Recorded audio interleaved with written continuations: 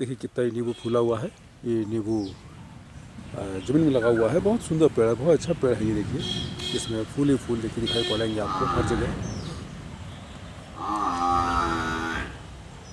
और ये देखिए, और ये देखिए ग्रामीण अंचल में हूँ मैं। पीछे भैंस का पड़वा, भैंस का बच्चा बोल रहा है। तो बेहतर हुआ कि आप इसको अगर लगाते हैं ज़मीन में नींबू को, और इसको देखिए, ओह माय गॉड कितना फूल है इसमें, चारों तरफ फूल ही फूल रहा है। ये बहुत सुंदर देखिए नींबू का पेड़। कितना नींबू इसमें, कहते हैं कि 1000, 1500, 2000 के आसपास इसमें नींबू फूलता है।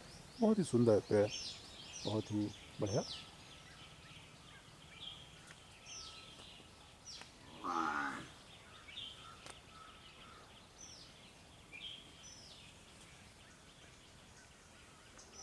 ये